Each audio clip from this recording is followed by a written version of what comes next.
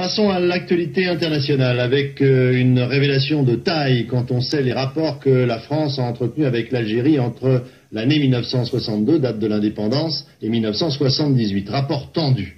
En effet, le magazine Le Nouvel Observateur nous apprend cette semaine que pendant ces 16 années, la France a disposé en Algérie d'une base secrète et qui lui permet d'expérimenter des armes chimiques. Hervé Brusini. C'était en Algérie, le 13 février 1960, la première bombe nucléaire française. L'essai avait été préparé dans le plus grand secret, ici, au cœur du Sahara, à Reggane. Ce dossier n'a à présent plus grand-chose de mystérieux.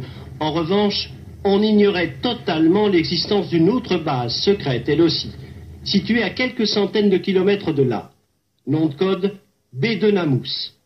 En fait, le village de Beni Welif. 100 kilomètres de long sur 60 de large, spécialité, les essais d'armes chimiques. Tous les pays qui avaient une certaine évolution industrielle et scientifique s'efforçaient de mettre au point des types d'armes, et en particulier des armes incapacitantes, c'est-à-dire des armes qui, en quelque sorte, paralysent celui qui respire ou qui reçoit sur la peau le produit chimique en question. Alors pourquoi l'Algérie indépendante acceptait-elle des expérimentations sur son sol? Mais Bédenamous, c'est au Sahara.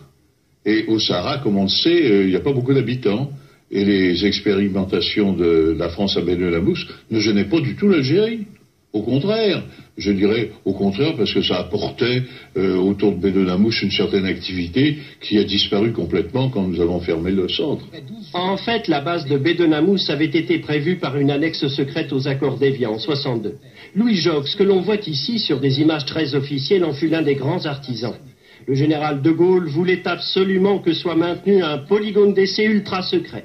Son vœu fut exaucé jusqu'en 78, par-delà les soubresauts de la politique algérienne et de ses rapports avec Paris. Cette révélation inflige un démenti à ce qu'on peut appeler un mensonge d'État. La France a toujours nié avoir procédé à des expériences chimiques en plein air. Aujourd'hui, on ignore les séquelles de ces essais en territoire algérien.